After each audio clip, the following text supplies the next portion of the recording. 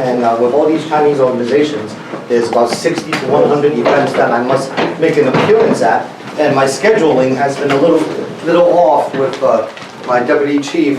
So I'm very happy that everybody is here today. And I don't know if you guys have seen what I said to Mayor Mamdani a couple of days ago. I'm going to tell you guys what you didn't see was the few legislators that questioned him before me. And they kept talking about, okay, he's got a shortfall of $12.9 billion. He's talking about taxing the rich. In the meantime, Governor Hochul is talking about not raising taxes. There's so many things that you guys don't see here in the district that goes on up there. In the year and a half that I've been up there, I learned exactly how dirty this government is. And I hate calling myself a politician as a result of that, because I tell you right now, I hate politicians. They sit there in the Senate floor and they vote yes to every piece of nonsense that they have to introduce. 500-600 laws last year that has got absolutely nothing to do with us, that does not benefit us in any way. When I see you guys here, I see our future generations.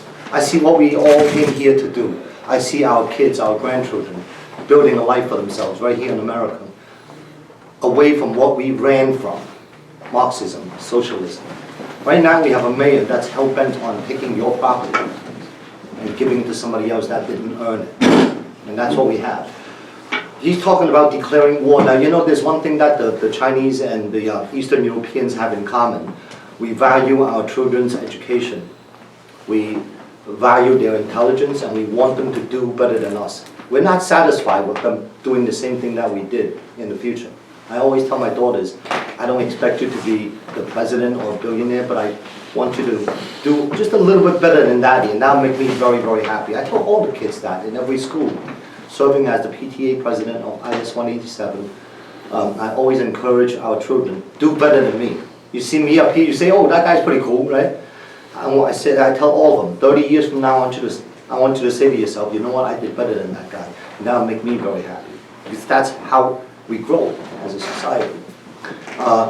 So with that said, so when it was my turn to speak to the mayor, you know, I said, let me get up close and personal, because I am up close and personal to our neighborhood. I grew up right here. I know every corner of the district. I know everybody's hardships and problems. I know neighborhood to neighborhood. I know Sunset Park. I played softball over there. I grew up in Bay Ridge. I lived in Bensonhurst for 35 years. Gravesend. I know it. I worked it as a kid. I went to the schools around here. I worked it as a police officer. And served it as a PTA president in two separate schools for 10 years. So I watched the neighborhood develop and grow, and we built a beautiful neighborhood together. Right? Anybody who owns a house in here is essentially a millionaire. Right? And that's not because of New York State government or New York City government. That's because of us. That's our hard work. That's what we did, and that's what we strive to do every day. So public safety, not long ago, I remember right around when I became a cop in 1993.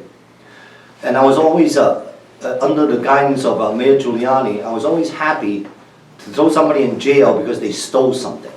And you know, they didn't go to jail for a long time. They went to jail for 1, maybe 2 days. Right? But while they're in jail for 1 or 2 days, that gave them time to reflect on stealing. And when they came out, they didn't steal that pair of slippers again. They didn't steal the toothpaste again. And they stayed out of trouble. And it absolutely worked. That broken windows policy absolutely worked. And while he's in jail, he's not out stealing other things, or hurting women, or hurting kids, punching people. It gave him time to cool down in jail. And that kind of policy absolutely worked.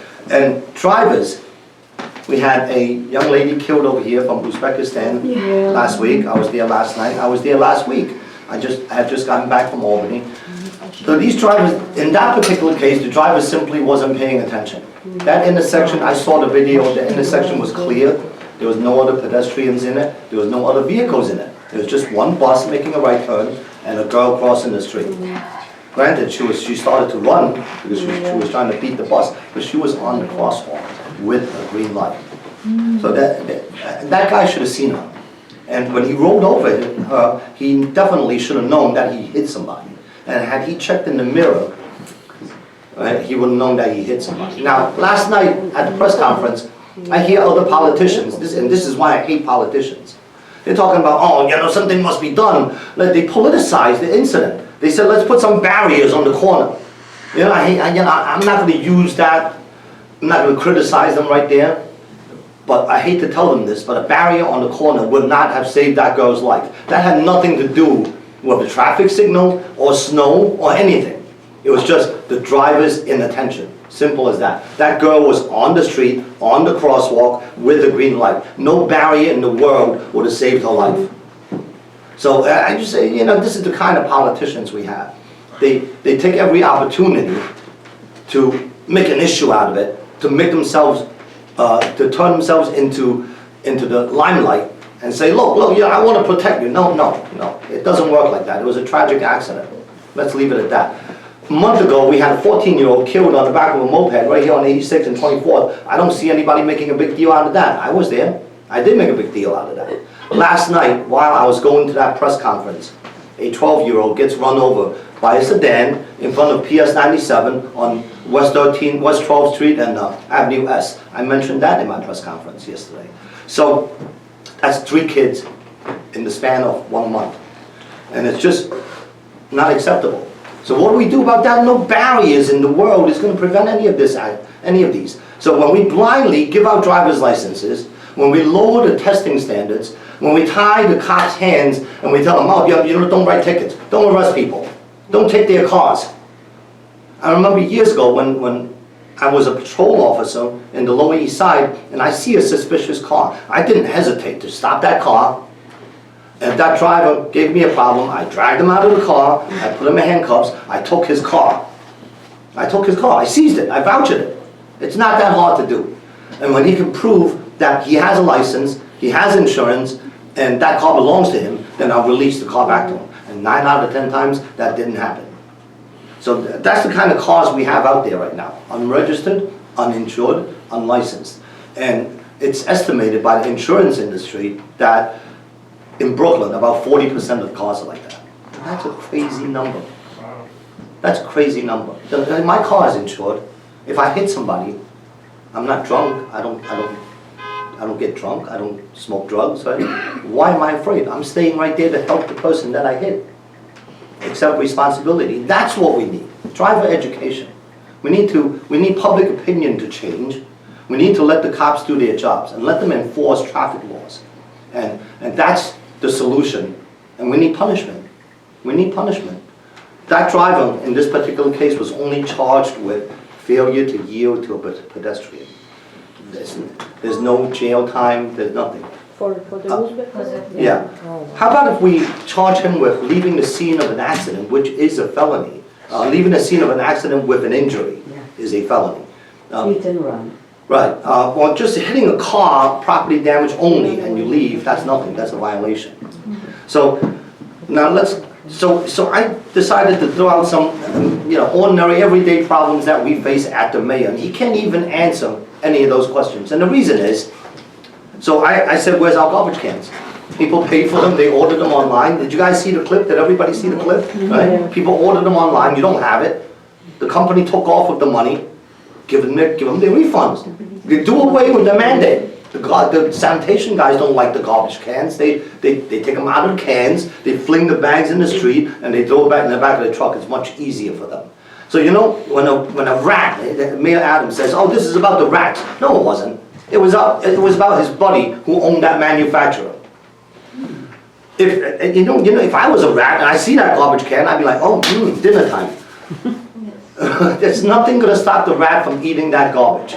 It's got nothing to do with it, and the lid's, open anyway. The rats are going to get at that garbage. That was the most ridiculous excuse I ever heard. So when I threw that question at him, when I said, how about you suspend alternate side parking indefinitely until the snow is cleared?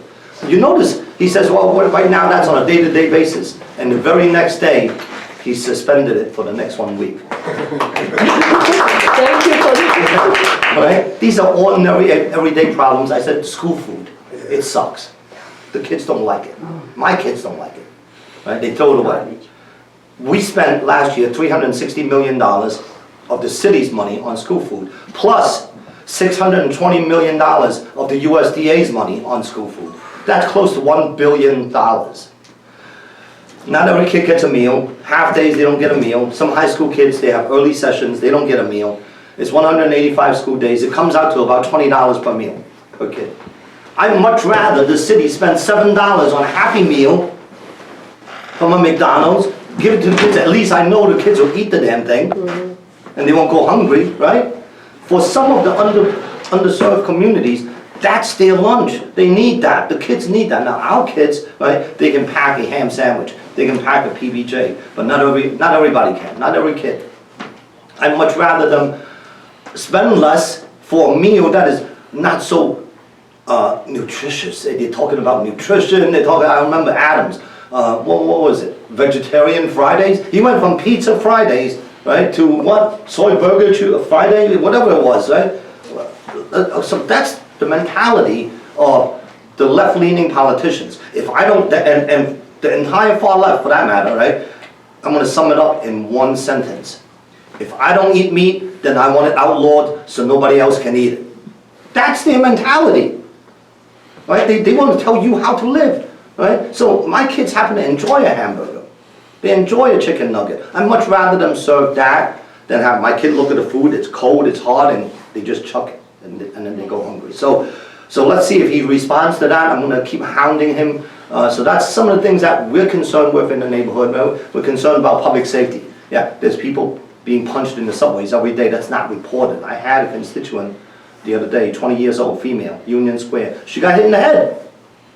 I said, okay, come into the office, we'll call the police. She says, no, I don't want. I said, you got to report it. If you don't report it, we don't know about it. And so this is the underreporting of crimes that I've seen in the police department all my life. So when we go to a meeting called CompStat, where we compile all the numbers from a precinct, what is known as the index crimes. We have murder, rape, robbery, grand larceny, all the felony crimes. So now when we go to bring that to headquarters, and they look at the numbers, and they say, oh, crime is down. No, it's not. And those are the numbers that they report to you, and that's another thing that you don't see. Underreporting, misclassification of crime. So if I steal this bottle of water from a drugstore, I walk out with it. It's $1, right? It's called petty larceny, misdemeanor. But when a security guard sees me do that and tries to take it back, and I fight him, and I grab it, and I run out, that's use of force. That is now a robbery. So now, you know what they do at the precinct? They go, oh, let's see, he stole that, so that's one petty larceny report. Then he punched him, that is one assault in the 3rd degree report. You're supposed to combine those crimes and make it a robbery. Instead, they show 2 misdemeanors and no felony.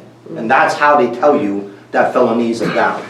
And they're full of crap. And I know that as the truth because I see it. I've seen it for 27 years. So those are the issues that I brought up to the mayor. Let's see how he responds. He basically had no answers for me, as you all saw. We had 30, 40, what was it, up to 50 now? 50 airbags stolen the night before I spoke to him.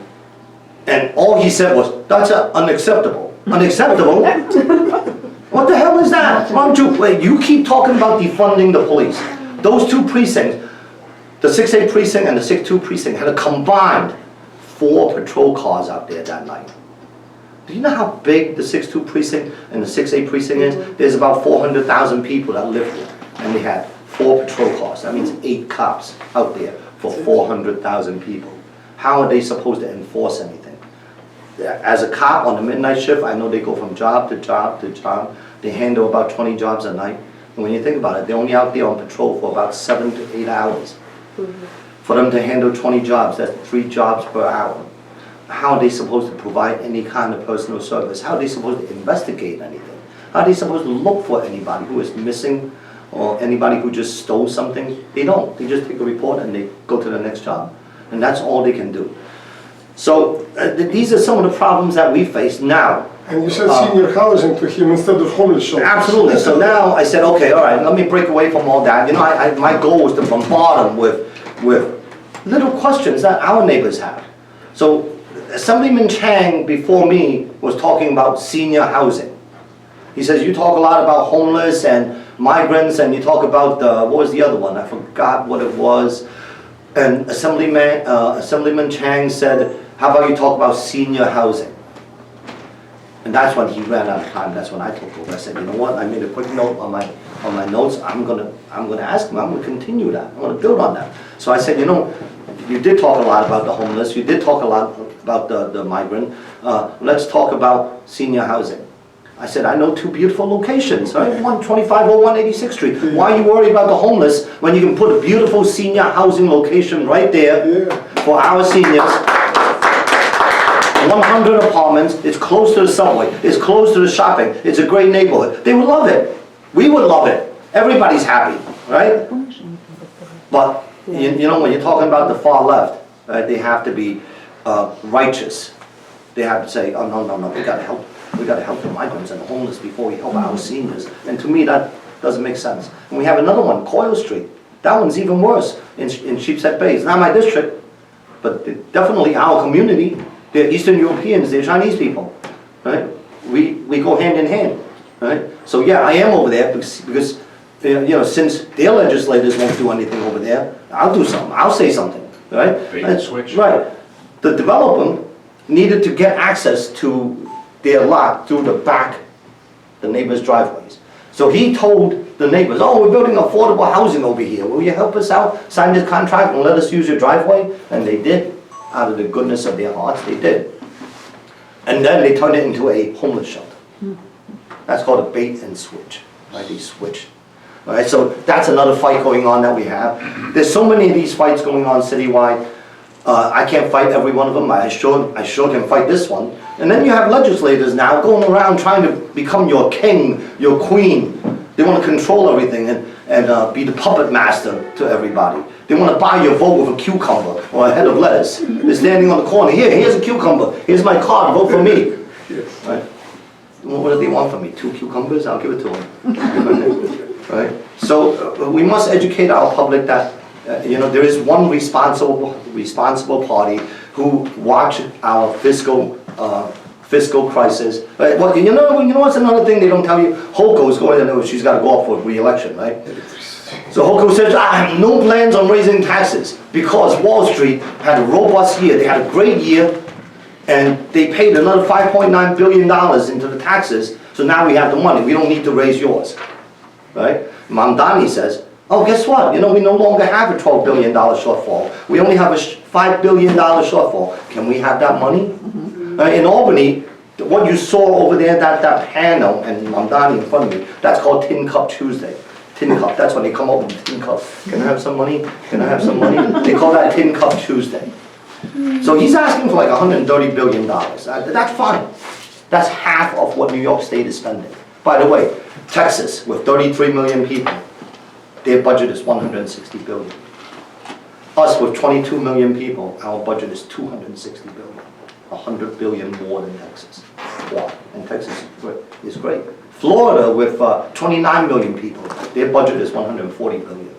Our budget is $260 billion with less people. So New York City's budget is larger than 29 states' budget. So anyway, I want to know what that's why I say, well, what are you doing with the money? We spent $1 billion on school food that we threw away.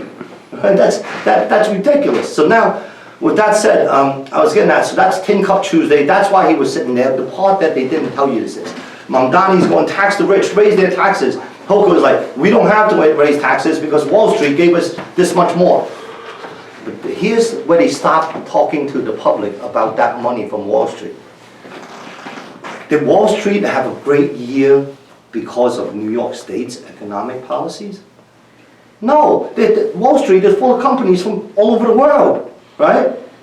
There's the NASDAQ 500, there's the S&P 500, there's the Dow Jones Industrial 30, right? There's the Russell Index. There's thousands of companies in Wall Street. Thank you. Okay. There's thousands of companies that gets traded in Wall Street. The reason why they had a robust year is not because of Holco, it's not because of Adams or Mamdani. It is 100% because of our federal government's economic policies. It is because of Donald Trump. I'm not a Trumper, right? There's a lot of things that I don't agree with our president when it comes to certain things, like such as immigration. We have different views, right? But I'll tell you what, it is 100% because of his economic policies that Wall Street had such a profitable year that they actually contributed $56 billion into New York State's coffers this year. And that's where that money came from. That's what they don't tell you. Right? So, yeah, we're not getting a bump in state income tax and property tax because of Wall Street, because of the Federal Reserve's economic policies. So, yeah, that's another talking point. With that said, what was I getting at? And that's where the money came from, Wall Street. So it is our job to ensure fiscal responsibility. We want to make sure that this money should get to where they should be going and where it's not wasted. So let me digress for a minute and go back to immigration policies. This is Southern Brooklyn. Let's face it, all of us know an illegal immigrant. I know them. I know them. You know them. Everybody knows them, right? But at the same time, we know a lot of them that's been here 20, 30 years without ever getting in trouble. They're doing the same things that we're doing too. They're not a public charge. They're raising a family. They're working very hard. Right? I personally feel that there should be some kind of pathway for them to get a green card or a legal residency, but not citizenship. And I'll tell you why not citizenship. For two reasons. One, it is not fair that they would get that citizenship to people like my wife, who has 3 siblings waiting 16 years for an immigration visa. Those people are trying to do things the right way, and they're penalized as a result. They're waiting 15, 16, 17 years for an immigration visa. Right? My wife has 3 siblings, been doing that for a long time. Two, we don't want to cause a massive chain migration from the ones that came here without parole.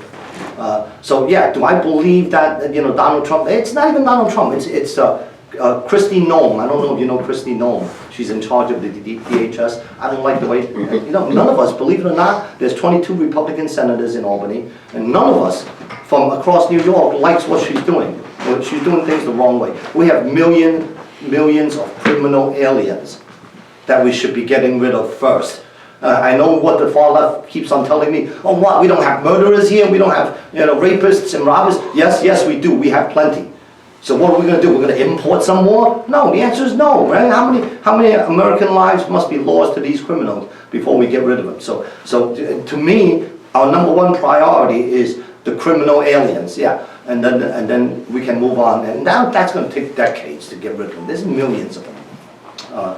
Venezuela, for instance, emptied their jails into America. I don't know who was here in 1980. Cuba did the same thing. That was known as the Mariel Boat Lift of 1980.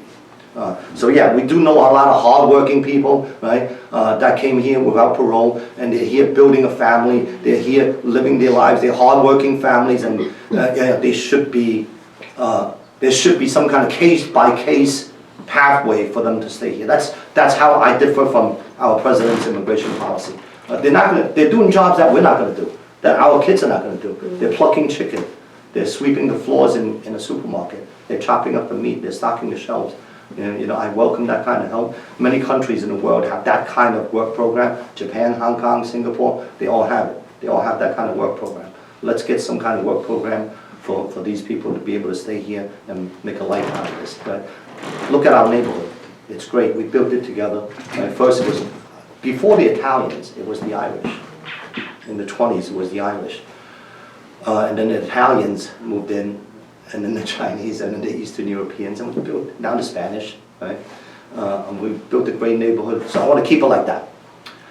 With that said, I think I'm pretty complete at what I wanted to say at this roundtable. Now I want to hear from you. Let them introduce themselves. Okay. Is it possible? Yeah, could you start? Yes, please.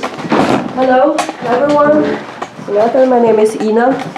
I'm presenting here Urgent Care Facilities, AG Urgent Care. Very nice to meet you. Thank you so much. A great speech, and I do understand and I agree with a lot of stuff that you said. Thank you so much for having me. And I know you. You know Thank me, you. and I'm very happy to get to know you. Every time I meet you, I'm very much impressed in what you're saying. You really care for the people, and you really make points to what people have to think about. And I'm so proud to have you in the places where I go to. Thank you. Okay. Fatima Mukimova, representing Uzbek community. I'm the executive director of Mahalo USA, and today Thank you very much for being with us on these very difficult days. Yes. And today, listening to you, I just get proud that we are on the same side of the... Yes, we are. Yes, so thank you for whatever you do to our community, and we will support you all the way. Thank you. Yeah, Thank you. that's true. I know you. Stay safe. Thank you. Hi, I'm Anna, and I'm here. We've met. Yeah, we met up here for two organizations, the Diana Giuliani Foundation, which helps children with families who are struggling with cancer. And thank you for what you're saying. It's very great to have a politician who's not afraid to stand against the Thank you. Let's see. if it corruption and Yeah, let's see if it comes back to bite me in the butt when you're all attacking me from every direction, right? Hi, my name is Elena Sakhalin, and I'm a principal of this school. She's a host, Jewish our school. host, Yelena. So in this case, I represent Jewish community and the Jewish children that you said very important for us to raise and make it better than us. Yes. As a representative of Jewish community, safety is my main concern. Yes, and you know what, I've spoken about anti-Semitism in the past too, and I got actually something happening in this last public hearing that nobody saw. Assemblyman Ali Brown, they cut him off because he was grilling Mamdani on anti-Semitism, and they shut the mic on him. And I became very enraged, everybody did. What are you doing? You So know? for me, it's very Yeah. important what Yeah. you're talking about. Yeah. Especially, I'm worried about our children traveling in public transportation and going Yeah. home by themselves Yeah. alone. Thank you so much. Diana, Thank you very nice to see so you again. much. And I know Dave. Yeah. You know, so much. You very helping Georgian community. It is very important, Yes. you know, and thanks again. Thank you. Everybody is very important in this community, and Yeah, you I we gotta know. make it work together.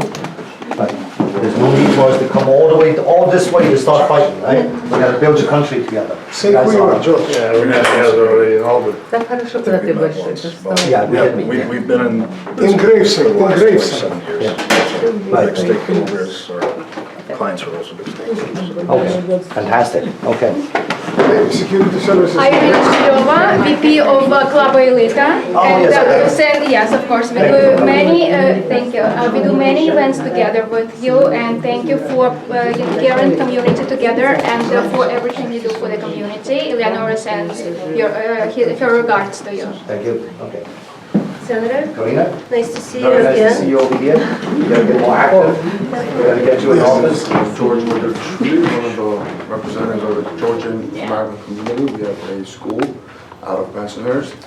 We're going up to 500 students, and we're hoping for the best in our community, especially our schools. Definitely, and I know we have a lot to discuss down the road.